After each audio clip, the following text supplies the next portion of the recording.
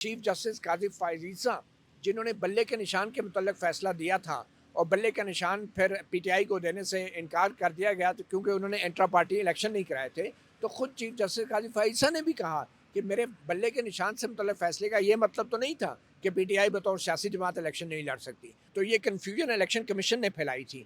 तो जब election commission ने इतनी बड़ी कन्फ्यूजन फैला दी जिसमें 11 सुप्रीम कोर्ट के जजों ने कहा कि इलेक्शन कमीशन ने गलत तशरीह की हमारे फैसले की, तो उसके बाद जो कुछ भी हुआ वो इलेक्शन कमीशन की नाकामी और इलेक्शन कमीशन की नाअहली और इलेक्शन कमीशन की नालायकी की वजह से हुआ। इसलिए आइन को रीराइट कर रहे हैं। इलेक्शन कमीशन ने आइन को रीराइट किया, पेशावर हाई कोर्ट ने आइन को रीराइट किया और सच्ची बात बताऊं, जो जो ये आइन को रीराइट ये हुकूमत कर रही है, इसका कलम के पीछे हाथ भी इनका नहीं है, इस्टेब्लिशमेंट का हाथ है। इस लाहौर हाई कोर्ट में तकरीबन मेरे ख्याल में 26 के करीब जजों की सीटें खाली हैं। इसी तरह Sindh high court, Balochistan high court, Khyber Pakhtunkhwa की जो पेशावर हाई कोर्ट है, वहाँ पे भी जो पेशावर हाई कोर्ट और दूसरी हाई कोर्ट हैं, वहाँ पे भी बहुत सारी सीटें खाली हैं।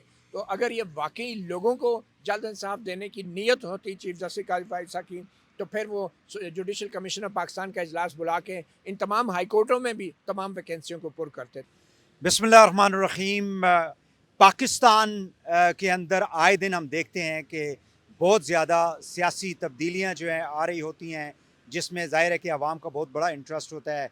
सियासी इस्तेहकाम से ही पाकिस्तान के अंदर माशी इस्तेहकाम जो है वो आ सकता है। और आज मईशत की वजह से, ख़राबी की वजह से, बिजली के बिलों की वजह से, महंगाई की वजह से हर पाकिस्तानी जो है वो परेशान है।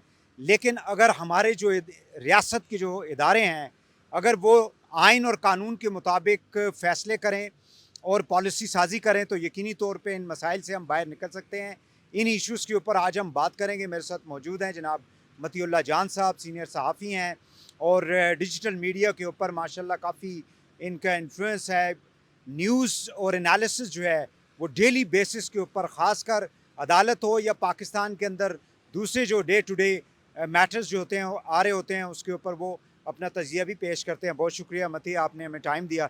ये मुझे बताएं कि रिसेंटली जो डिसीजंस हुए हैं सुप्रीम कोर्ट की जानिब से, ख़ासकर ये जो खसूसी नशस्तों के हवाले से था, उसका पाकिस्तान की सियासत के ऊपर कितना इम्पेक्ट आपने देखा? देखें, ये बात सिर्फ मखसूस नशस्तों के केस की नहीं है। ये केस की जो रूट्स हैं, जो जड़ें हैं, वो 8 फरवरी के इलेक्शंस पे हैं और उससे पहले के हालात में हैं। मखसूस नशस्तों का केस के अंदर जो हक़ाइक़ सामने आए हैं, वो सिर्फ एक झलक है उस पॉलिटिकल और जुडिशल इंजीनियरिंग की कि जो 8 फरवरी के इलेक्शन से पहले होती रही हैं। और मखसूस नशस्तों का ये मामला और ये मसला बना ही तब कि 8 फरवरी और उससे पहले जो कुछ भी होता रहा, वो आइन और कानून के मुताबिक नहीं होता रहा। और इलेक्शन कमीशन का ख़ास तौर पे जो कंडक्ट था, वो बियॉन्ड डाउट नहीं था, मतलब इंतहाई डाउटफुल कंडक्ट रहा है इलेक्शन कमीशन का।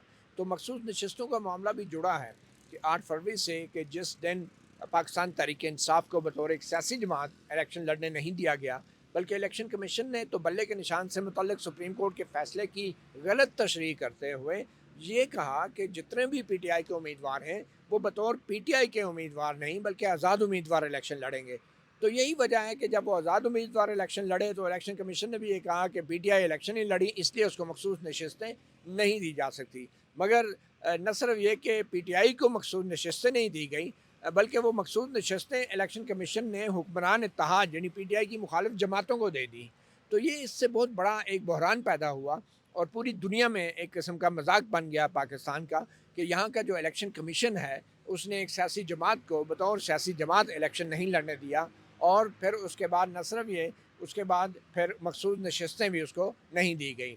ये तो फिर बाद में जब 13 रुकनी फुल कोर्ट बैठी, तो उसमें हमने देखा कि खुद चीफ जस्टिस काजी फायजीसा जिन्होंने बल्ले के निशान के मुतल्लिक फ़ैसला दिया था और बल्ले का निशान फिर पीटीआई को देने से इनकार कर दिया गया, तो क्योंकि उन्होंने इंट्रा पार्टी इलेक्शन नहीं कराए थे, तो खुद चीफ जस्टिस काजी फायजीसा ने भी कहा कि मेरे बल्ले के निशान से मुतल्लिक फ़ैसले का ये मतलब तो नहीं था कि पीटीआई बतौर सियासी जमात इलेक्शन नहीं लड़ सकती। और तो 13 जजों की जब फुल कोर्ट बैठी, तो चीफ जस्टिस काजी फायजीसा समेत 11 जजों ने कहा कि पीटीआई ने बतौर सियासी जमात इलेक्शन लड़ा।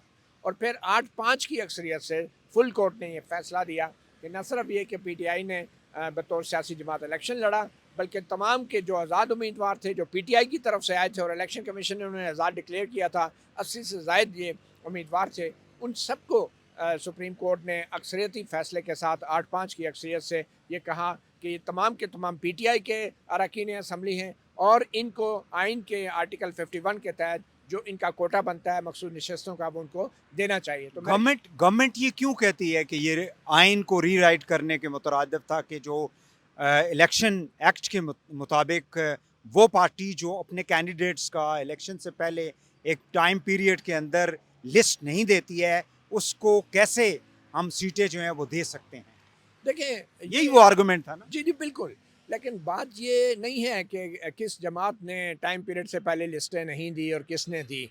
अब जब इलेक्शन कमीशन ने सबसे पहले पीटीआई के बतौर एक सियासी जमात तस्लीम ही नहीं किया और उनके तमाम उम्मीदवारों को आज़ाद डिक्लेयर कर दिया, तो वो कैसे अपनी जो है वो अपनी वाबस्तगी जो है अपने कागजात नामजदगी में ज़ाहिर करते। इसी कन्फ्यूजन की वजह से 39 के करीब जो उम्मीदवार थे उन्होंने, जो जीते हुए उम्मीदवार थे, उन्होंने पीटीआई के साथ अपनी वाबस्तगी ज़ाहिर की और 41 उम्मीदवारों ने कहा कि वो आज़ाद हैं। तो ये कन्फ्यूजन इलेक्शन कमीशन ने फैलाई थी। तो जब इलेक्शन कमीशन ने इतनी बड़ी कन्फ्यूजन फैला दी, जिसमें 11 सुप्रीम कोर्ट के जजों ने कहा कि इलेक्शन कमीशन ने गलत तशरीह की हमारे फैसले की, तो उसके बाद जो कुछ भी हुआ वो इलेक्शन कमीशन की नाकामी और इलेक्शन कमीशन की नाअहली और इलेक्शन कमीशन की नालायकी की वजह से हुआ। इसलिए वो उस सारे को फिर रिवर्स करना ज़रूरी था और आइन के अंदर जब कोई चीज़ गैर आइनी एक दफ़ा हो जाए तो उसके बाद होने वाले जो वाक़यात होते हैं उनको रिवर्स करना ज़रूरी होता है। तो जब इलेक्शन कमीशन ने इतनी बड़ी एक गैर आइनी चीज़ कर दी, तो उसके बाद का जो शेड्यूल था, सुप्रीम कोर्ट के पास ये अख्तियार है कि जो इलेक्शन कमीशन ने आइन की खिलाफ वर्जी की है, एक सियासी जमात को इलेक्शन लड़ने से रोका है, तो पहले सुप्रीम कोर्ट ने सिर्फ उसको दुरुस्त किया है, पीटीआई को एक सियासी जमात के तौर पर तस्लीम किया है, तो बाकी सारी चीज़ें जो हैं वो तो ऑटोमेटिकली पीटीआई तो को इसका मिलनी है। इसका इसका मतलब ये है कि उनका जो सिंबल था वो भी कल को जब वो अप्रोप्रिएट फोरम के ऊपर जाके giving a reference to this decision, तो फिर तो उनको symbol I think they will get back. Obviously अभी देखिए ना, पीटीआई ने अपने इंटर पार्टी इलेक्शन तीसरी दफ़ा कराए हैं और अभी उसके बारे में इलेक्शन कमीशन ने कोई फैसला नहीं दिया। अब ये तो नहीं हो सकता कि एक पार्टी जो है इलेक्शन से 2 साल पहले इलेक्शन कराए तो आप उसको कहें कि जनाब हम आपको इलेक्शन सिंबल नहीं देते क्योंकि आपने गलत कराया। ठीक है, वो 2 साल होंगे उसके पास, वो 6 महीने बाद दोबारा करा लेंगी, सिंबल उसे मिल जाएगा। अब इलेक्शन तो नहीं हो रहे थे, मगर जनरल पूरे मुल्क में जब कौमी और सूबाई असम्बलियों के इलेक्शन हो रहे हैं और आप उससे चंद हफ्ते पहले एक पार्टी से उसका सिंबल छीन रहे हैं और फिर उसको कह रहे हैं कि आप बतौर पार्टी इलेक्शन में हिस्सा नहीं ले सकते, तो ये एक टोटली मुख्तलिफ बात है। क्योंकि इलेक्शन में वक्त भी कम था, सिंबल भी छीन लिया और न सिर्फ ये कि सिंबल छीन लिया बल्कि सुप्रीम कोर्ट के फैसले की गलत तशरीह करते हुए आपने उसको आज़ाद उम्मीदवार डिक्लेयर कर दिया उस पार्टी को। तो मेरे ख्याल में आइन को रीराइट करने वाली बात गलत है। इलेक्शन कमीशन ऑफ पाकिस्तान ने आइन को रीराइट करने की कोशिश की है, क्योंकि ये आइन, लॉ मिनिस्टर ने प्रेस कॉन्फ्रेंस में कहा था। ये लॉ मिनिस्टर तो आपको पता है ना, वो तो जारी बात है अपनी पार्टी के वफादार हैं। वो इस मुल्क और अपने हल्फ के वफादारी से ज़्यादा, वो शाह से ज़्यादा जो है ना शहबाज शरीफ के वफादार हैं। तो मेरे ख्याल में लॉ मिनिस्टर की बातें तो सारे वकील हैं ना, बेसिकली वो भी वकील हैं। और सच्ची बात बताऊं तो इन वकीलों ने इन सारी सियासी जमातों को मरवाया है, चाहे वो पीटीआई के हैं, चाहे वो नून लीग के हैं, चाहे वो पीपल पार्टी के हैं। और इन वकीलों ने ही कानून खेल के जो गैर कानूनी और गैर आइनी कुव्वतें हैं उनको भी कानून खेलना सिखा दिया है। तो मैं सिर्फ ये कहना चाह रहा हूँ कि आइन को रीराइट करने वाली बात गलत है। सुप्रीम कोर्ट ने सिर्फ आइन को जो है उसका इआदा किया है और उसकी तशरीह की है। रीराइट तो वो लोग कर रहे हैं आइन को कि जो ये कहते हैं कि जब आज़ाद उम्मीदवार बहुत ज़्यादा तादाद में आ जाएं तो जो माले गनीमत है वो हुक्मरान पार्टियों को मिल जाएगा। आइन में ये कहीं नहीं लिखा। तो बेसिकली आज़म नज़ीर तारड़ साहब जो हैं वो आइन को रीराइट कर रहे हैं। इलेक्शन कमीशन ने आइन को रीराइट किया, पेशावर हाई कोर्ट ने आइन को रीराइट किया। और सच्ची बात बताऊं, जो ये आइन को रीराइट ये हुकूमत कर रही है, इसका कलम के पीछे हाथ भी इनका नहीं है, इस्टेब्लिशमेंट का हाथ है। और आइन को रीराइट करने का गिला करने वालों को शर्म आनी चाहिए। जब हदायत इस्टेब्लिशमेंट से लेते हैं तो क्या वो आइन को रीराइट नहीं कर रहे होते? ईसीपी आप समझते हैं कि अमल दरामद का एक प्रोसेस तो उन्होंने शुरू किया, एक प्रेस रिलीज भी सामने आई। डू यू थिंक कि ये जो सीटों के हवाले से इम्प्लीमेंटेशन है इस पे हो जाएगी? क्योंकि कुछ खबरें ऐसी भी हैं, बल्कि आए दिन आ रही होती हैं कि काफ़ी एमएनएज इनके जो है ना वो रूपोश हो चुके हैं पीटीआई के, और कुछ को तो ये भी कहा गया कि जी आप अपना जो एफिलिएशन है उसको भी जमा मत करवाएं? देखिए ईसीपी तो है ना, वो एक एआनतकार है। ईसीपी ने ये जो इलेक्शन करवाए हैं, ये इस्टेब्लिशमेंट के साथ मिली भगत करके करवाए हैं ईसीपी ने। तो ईसीपी की तरफ से अगर 39 जो एमएनएज़ हैं उनका जो नोटिफिकेशन जारी किया गया है, ईसीपी के नोटिफिकेशन की ज़रूरत थी ही नहीं। जो 13 जजों की फुल कोर्ट का फ़ैसला था 8-5 की अक्सरियत से, उस फ़ैसले के मुताबिक जो जितने भी 80 के 80 जीते हुए एमएनएज़ थे पीटीआई के, वो सब के सब जो हैं उनको सुप्रीम कोर्ट ने ही करार दे दिया था कि वो एमएनएज़ हैं। उसमें ईसीपी के नोटिफिकेशन की ज़रूरत नहीं थी। ईसीपी से सिर्फ कहा गया था कि आपने फ़हरिस्तें वेबसाइट पे आवेज़ा करनी है। तो नोटिफिकेशन का अख्तियार भी अब ईसीपी के पास नहीं रहा, क्योंकि ये आइन की तशरीह का मामला है और 8 फरवरी के इलेक्शन से ही जो है ना पीटीआई के तमाम जीते हुए उम्मीदवार पीटीआई के एमएनए तस्वर होंगे। तो इसलिए ईसीपी के कागजी कार्रवाइयाँ और फ़हरिस्तें और नोटिफिकेशन जो है इसकी कोई अहमियत नहीं है। तो अमल दरामद तो ईसीपी ने करना है, और अमल दरामद तो उसी वक्त हो गया जब सुप्रीम कोर्ट के फैसले के मुताबिक जो पीटीआई है उसने तस्दीकी सर्टिफिकेट जारी कर दिए, इलेक्शन कमीशन में जमा करा दिए कि ये एमएनएज़ हमारे हैं और इनका अल्फिया बयान दुरुस्त है। सुप्रीम कोर्ट के फैसले के मुताबिक जो ही पीटीआई ने वो तस्दीकी कन्फर्मेशन सर्टिफिकेट जमा कराने थे, वो ये हो गया। तमाम के तमाम पीटीआई के एमएनए करार पाएंगे। और ईसीपी ने सिर्फ और सिर्फ उनकी फहरिस्तें वेबसाइट पर डालनी है, नोटिफिकेशन करने का भी नहीं कहा सुप्रीम कोर्ट ने, क्योंकि वो तसव्वुर हो गए कि वो एमएनएज़ थे राइट फ्रॉम 8 फरवरी। तो ईसीपी के अमल दरामद करने का कुछ नहीं है, ईसीपी की बदनीयती है जो अब खुल्लम खुल्ला सामने आ रहे हैं। इस चीफ इलेक्शन कमिश्नर ने ऐसे इलेक्शन करवाए हैं जो शायद जनरल मुशर्रफ का रेफरेंडम भी जो है ना इन इलेक्शन को देख के शर्मा जाए। मती साहब, मुझे ये बताइएगा कि एडॉक जजेस को अभी रिसेंटली आपको बताया उनका नोटिफिकेशन हुआ। वो किस तरह से आप देखते हैं कि जुडिशरी की जो कारकर्दगी है, डू यू थिंक कि उसके ऊपर इम्पैक्ट पड़ेगा इसका, या आगे चल के अगर फिर कोई किसी केस में फुल कोर्ट बनता है तो उसमें कोई इसका फ़ायदा होगा? आई थिंक ये तो चीफ जस्टिस काजिम फारिद साहब सिर्फ प्लेइंग टू द गैलरी कर रहे हैं, वो अपना सिर्फ प्रोफाइल बेहतर कर रहे हैं कि मेरे दौर में अब 2-3 महीने रह गए हैं और 2 डार्क जजों ने अलहदा से अपना वो लगा लिया, मैं रेडी तो नहीं कहूँगा, और जनाब उनका बेंच भी अलहदा कर दिया गया है। और अब वो चीफ जस्टिस काजिम फारिद साहब ये शो करना चाह रहे हैं कि मेरे दौर में इतना डिस्पोजल हुआ, क्योंकि हालात इतने ख़राब हो गए हैं केस बैकलॉग के, कि जब चीफ जस्टिस काजिम फारिद साहब आए थे तो मेरे ख्याल में 56,000 थे, अब ये 58,000 हो गए, और जब रिटायर होंगे तो शायद 60,000 पेंडेंसी हो चुकी हो। तो अब ये 2 जजों को लेकर आए हैं, और ये सिर्फ चीफ जस्टिस काजिम फारिद साहब ज़ाती तौर पे अपनी शर्मिंदगी को छुपाने के लिए कि मैं जब रिटायर हूँ तो कम से कम तकरीर में कह सकूँ कि मेरे दौर में जो है हमारी पेंडेंसी जो है वो 54,000 तक आ गई है या 52,000 तक आ गई है, या थोड़ी सी कम दिखा सकूँ, ताकि लोग ये ना कहें कि चीफ जस्टिस काजिम फारिद साहब जैसा बंदा भी जो है ना, इसने भी आम लोगों को इंसाफ नहीं दिया, और जो बैकलॉग है केसेस का वो 60,000 तक चला गया। तो ये सिर्फ अपनी प्रोफाइल बेहतर कर रहे हैं। अदरवाइज़ लाहौर हाई कोर्ट में तकरीबन मेरे ख्याल में 26 के करीब जजों की सीटें खाली हैं। इसी तरह Sindh high court, Balochistan high court, Khyber Pakhtunkhwa की जो पेशावर हाई कोर्ट है, वहाँ पे भी जो पेशावर हाई कोर्ट और दूसरी हाई कोर्ट हैं, वहाँ पे भी बहुत सारी सीटें खाली हैं। तो अगर ये वाकई लोगों को जल्द इंसाफ देने की नीयत होती चीफ जस्टिस काजिम फारिद साहब की, तो फिर वो जुडिशल कमीशन ऑफ पाकिस्तान का इजलास बुला के इन तमाम हाई कोर्टों में भी तमाम वैकेंसियों को पुर करते। तो ये सिर्फ अपना सीवी बेहतर बनाने के लिए कि कम से कम मैं जब रिटायर हो जाऊं तो मैं ये कह सकूं कि सुप्रीम कोर्ट में पेंडेंसी जो है वो खाली है। मेरे ख्याल में सुप्रीम कोर्ट में पेंडेंसी इशू नहीं है, इशू पूरे पाकिस्तान में जो 20 लाख से ज़ायद केसेस पेंडिंग हैं। चीफ जस्टिस ऑफ पाकिस्तान बतौर सरबराह जुडिशल कमीशन ऑफ पाकिस्तान, ये उनकी एक बहुत बड़ी नालायकी और बहुत बड़ी नाअहली है कि उन्होंने हाई कोर्टों में जो खाली सीटें थी अपने इस तकरीबन 2 साल से ज़ायद के अरसे में वो पुर नहीं कर सके। ए- ये एक तासुर जो है क्यों दिया जाता है कि जुडिशरी जो है वो भी तकसीम है पॉलिटिकली? हाई कोर्ट हो, इस्लामाबाद हाई कोर्ट ने जो खतूत लिखे, फिर उसके बाद एक सिचुएशन हमने देखी थी, और सुप्रीम कोर्ट ने भी ये जो 8-5 का अभी आप बता भी रहे थे जो फैसला उन्होंने दिया था, तो इसमें कोई डू यू थिंक कि पॉलिटिकल एंगलिंग भी है, या प्योरली लॉ और कानून को लेके, यानी वो जो एक डॉक्ट्रिन ऑफ नेसेसिटी की जो बात की जाती है जुडिशरी के हवाले से, वो डू यू थिंक कि अभी इस वक्त भी राइज है, चल रही है? देखिए जुडिशरी का पॉलिटिकली डिवाइड होने का जो तासर है उसकी वजह यह है कि हमारे मुल्क में एक तो डी फैक्टो हुकूमत है और एक डी जोरे हुकूमत है। डी फैक्टो हुकूमत इस्टेब्लिशमेंट की है, डी जोरे हुकूमत वो है कि जिसमें एक वज़ीर आज़म है, एक पार्लियामेंट है, एक अदलिया है, फ़ैसले कर रहे हैं, तो ये डी जोरे हैं।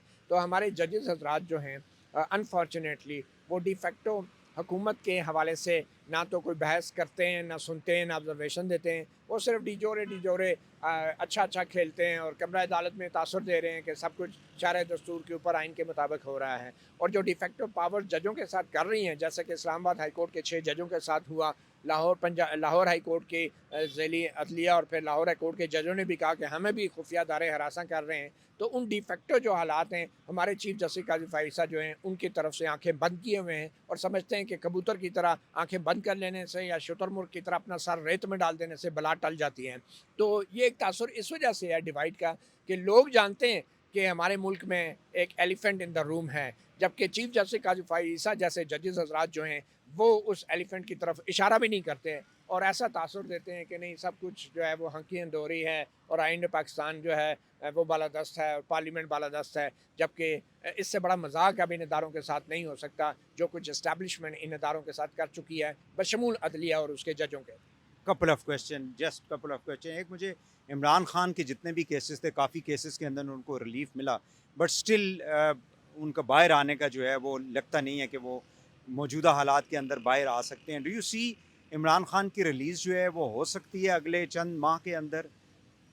देखिए, इमरान खान ने तो पहले ही फ़ौज से मुज़ाकरात करने की हामी भर ली है और मेरे ख़्याल में ये सारे किए कराए पे पानी फेर दिया इमरान खान ने। अब जबकि अदलिया में जो केसेस थे उनके ख़िलाफ़ मैच्योर हो रहे थे और इस बात का इम्कान था कि वो तकरीबन तमाम केसेस से वो बरी भी हो सकते हैं और जो क्रेडिट अदालतों को, जो क्रेडिट आईने पाकिस्तान को मिलना चाहिए था, वो इमरान खान ने सारा उस पर पानी फेर दिया है, ये कह के कि हम फ़ौज से मुज़ाकरात के लिए तैयार हैं। अब जो कुछ भी होगा इमरान खान समेत तमाम जो इमरान खान के सपोर्टर हैं, जो आम लोग हैं, वो यही समझेंगे कि ये फ़ौज के साथ कोई डील हुई है जिसकी वजह से जजों से अब वो फ़ैसले आ गए हैं और ये रिहा हो रहे हैं। तो अदलिया को भी तज़लील करवाई इमरान खान ने और उनके जो सपोर्टर्स थे और जो आम पाकिस्तानी थे। और सच्ची बात यह है कि ख़ुद नून लीग और पीपल पार्टी के अंदर भी ऐसे लोग थे जो खुश थे कि इमरान खान ने स्टैंड लिया हुआ है, लेकिन अब वो भी मायूस होंगे कि वो तो खुद तो उनमें इतनी हिम्मत नहीं थी नून लीग और पीपल पार्टी के ऐसे लोगों में कि खुल के इस्टेब्लिशमेंट के ख़िलाफ़ बात करते, मगर इमरान खान ने जो स्टैंड लिया था उससे तासुर मिल रहा था कि शायद वो एंटी इस्टेब्लिशमेंट है। नवाज शरीफ वैसे अपनी प्रेस कॉन्फ्रेंसेस में तो जनरल बाजवा का उस वक्त नाम लेते थे when he was sitting army chief और जनरल फैज़ का भी नाम लेते थे। बस नाम ही लेते थे ना, अब नाम तो नवाज शरीफ जनरल बाजवा के नाम लेवा तो है ना, फिर सही हो गया। फाइनल क्वेश्चन इस हुकूमत के हवाले से कारकर्दगी के ऊपर लोग काफ़ी ज़्यादा परेशान हैं, महंगाई से, बिजली के बिलों से, लोग रोडों के ऊपर आए हुए हैं। जमात इस्लामी के साथ मुज़ाकरात भी कोई लगता नहीं है कि कोई उसका आउटकम निकलेगा। मुझे इस हुकूमत को बताएं कि डू यू सी ये शहबाज शरीफ साहब जो हैं ये कंप्लीट कर पाएंगे अपना टेन्योर और कोई रिलीफ भी दे सकते हैं आवाम को? देखिए, जिस तरह की ये हुकूमत है, अवाम को इससे कोई फ़र्क नहीं पड़ता कि वो कंप्लीट करते हैं या नहीं। यहाँ पे तो जनरल ज़िया-उल-हक, जनरल मुशर्रफ जैसे 11-11 साल गुजार चुके और फिर जनरल कियानी, राहिल शरीफ और जनरल बाजवा जैसे भी 11 साल गुजार चुके पस पर्दा रह के। तो ऐसी हुकूमतों के से क्या फ़र्क पड़ता है अवाम को रिलीफ़ देने का? अवाम को रिलीफ़ तब मिलती है जब अवाम जो हैं अपने मुंतखब नुमाइंदों का गिरबान पकड़ सकें। यहाँ पे तो कोई ऐसा मुंतखब नुमाइंदा हुकूमत में आता ही नहीं है जो वाक़ई अवाम का मुंतखब होता है। तो अवाम किसका गिरबान पकड़ें? अवाम को तो ये बता दिया जाता है कि हम क्या करें जी, ये पीछे इस्टेब्लिशमेंट है, ये पैसे माँग दी है, ये पीछे अदलिया है हमारे, हम तो जनाब फ़ार्म 47 वाले हैं, हम तो फ़ार्म 45 वाले भी नहीं हैं। तो जब इस तरह का तासुर आप अवाम को देंगे तो अवाम किसका गिरबान पकड़ेंगे, किससे सवाल करेंगे, किसका एहतसाब करेंगे? और जब एहतसाब नहीं होगा तो इस तरह की हुकूमतें अवाम को रिलीफ़ नहीं दे सकती, क्योंकि अवाम को रिलीफ़ तब मिलती है जब सही मानों में मुंतखब लोग हुकूमत में हों और अवाम को बोलने की आज़ादी हो और अवाम उन हुकूमत का एहतसाब भी कर सकें अपनी वोट के नवाज ज़रिए। शरीफ को कहाँ देखते हैं? उनकी तो बेटी भी सीएम है, यहाँ भाई वज़ीर आज़म है, तो उनका क्या किरदार देखते हैं आप? पार्ट ऑफ पार्लियामेंट भी हैं वो। नवाज शरीफ तो आजकल चुपचाप बने हुए हैं। वो अब 3 दफ़ा का मुंतखब वज़ीर आज़म और इस तरह जो है वो चुप का जिसको रोज़ा रख लें, मतलब कुछ समझ नहीं आती। उनको अभी तक सियासत, मैं समझता हूँ कि वो इंतहाई शर्मनाक पोजीशन में है इस वक्त। जिस कौम ने उनको 3 दफ़ा वज़ीर आज़म मुंतखब किया, वो उस कौम को इस काबिल नहीं समझते नवाज शरीफ कि आज उसके सामने बैठ के प्रेस कॉन्फ्रेंस कर सकें और बताएं कि इस कौम कितनी मुश्किल में क्यों है। वो अपने आप को पता नहीं क्या वो शहज़ादा चार्ल्स समझ रहे हैं कि जनाब मैं कुछ भी नहीं बोलूँगा तो फिर भी सारी दुनिया जो है मेरी तरफ कैमरों के फ्लैश मारेगी और मेरे पीछे भाग रही होगी। वो पता नहीं किस दुनिया में किस बिलावल साहब भी गायब लग रहे हैं। आपको पता ही है, आप बिलावल साहब नाराज़ हो जाते हैं बात बात पे। तो कौम जब इतने मुश्किल हालात में हो और नवाज शरीफ जैसा 3 दफ़ा मुंतखब वज़ीर आज़म भी कौम का सामना ना कर पा रहा हो, तो आप समझ जाएँ ना कोई तो कमज़ोरी है ना, कुछ तो है जिसकी पर्दादारी है। बहुत शुक्रिया मतीउल्लाह जान साहब। नाज़रीन, गुफ्तगू हो रही थी सीनियर सहाफ़ी जनाब मतीउल्लाह जान साहब से। मुल्क की जो इस वक्त पूरी सियासत है और किस तरह से पाकिस्तान के अंदर एक ऐसी तब्दीली है जिसमें आइन और कानून की पासदारी होनी चाहिए। बहुत शुक्रिया। इंशाअल्लाह दूसरे प्रोग्राम में आपसे मुलाकात होगी। इजाज़त दीजिए। अल्लाह हाफ़िज़।